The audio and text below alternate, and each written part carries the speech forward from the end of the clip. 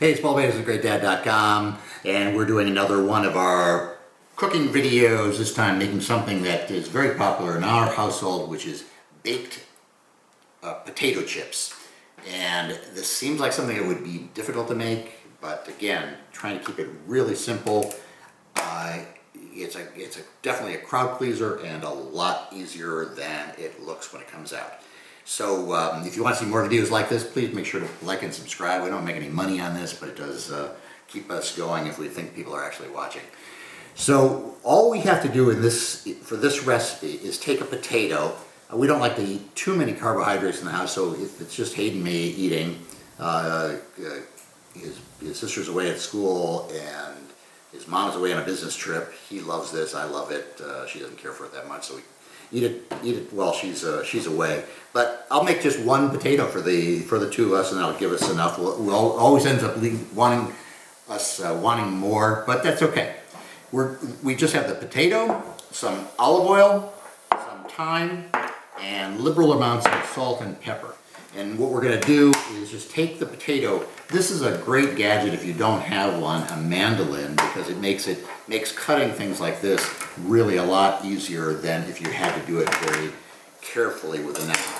I've done this with skins on, skins off. I love having the skins. They're good for you. They've got lots of fiber and nutrients. So just clean the potato off. Buy an organic potato if you can, because then you know that the skin is also not treated with chemicals. I don't think this actually is an organic potato, but I think we'll survive.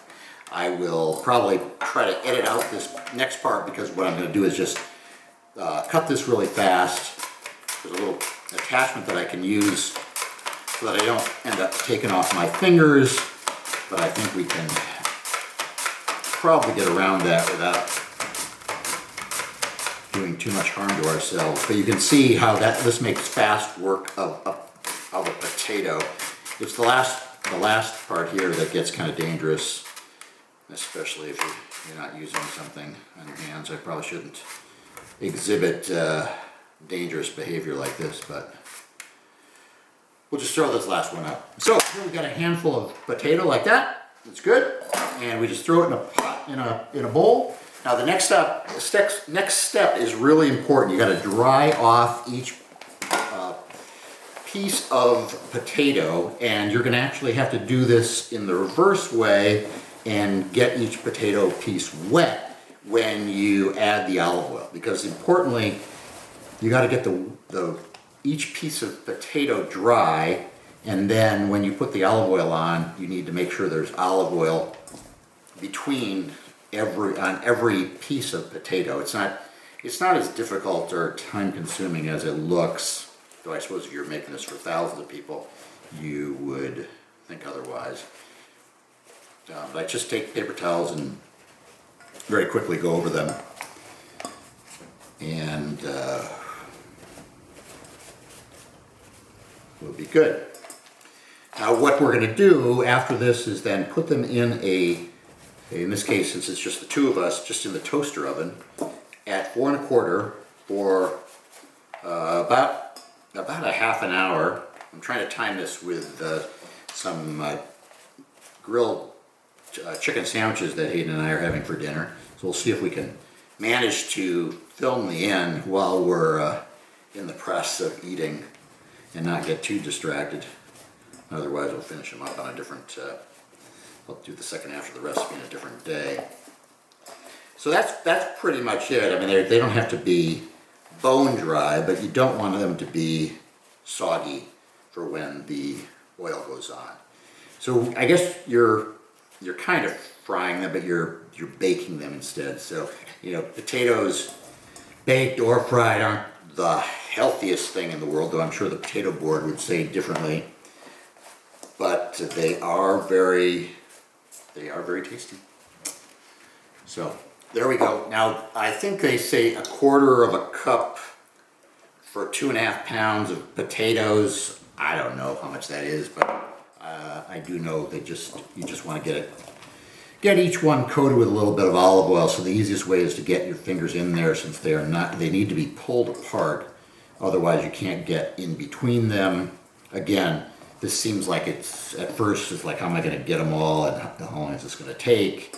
Especially if you're making dinner, but it goes pretty fast. And again, if they don't all get coated, you know, it's not the end of the world. It's just that the coating is what's gonna keep them from attaching themselves to each other when they are in the oven, and make them easier to get apart, and then have that get you that crispness you're going to want and you're going to see when I get to the very end. So I think we've pretty much got this going. I'm just going to do these in the toaster oven, so that makes it a lot easier than putting them in the actual oven. When they're just two of you, you can kind of manage this. And what I'll do is I'll take some still photos while we're in the process to show you how they evolve. This recipe is kind of important that you do check it from time to time, so that you don't end up burning the potatoes. They can get overdone, but more importantly that you take a spatula and you go in periodically and separate them out, so that you don't end up with, you know, you'll end up with just a clump if you don't do that. But it's not, again, it's not very hard to do. Let's see, I've got enough oil here that I can do this. So I just take some thyme. I like thyme, but again, that's not that necessary. If you don't like thyme, you don't have thyme in one way or the other, you don't worry about that. Again, liberal amount of pepper. You get a chance to pepper and salt these at the end. That salt's always popular, especially on potato chips, right? And again, take your hands and kind of mix that all up.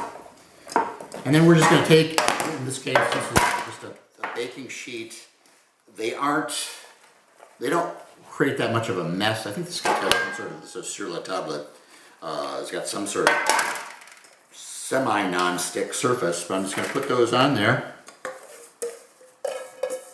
and spread them out as much as I can. But again, I say, when I get in there, when we get it in the oven and let it cook for a while, I'm going to periodically take a spatula and separate these out as best I can, so that they're not on top of each other, and I will get some nice looking potatoes. Okay, so we'll come back. I'm going to throw these in the toaster oven, 425 for about a half an hour, checking them every 10 minutes or so. They start to smell really good, and I will take some pictures and show you where we are as we get closer.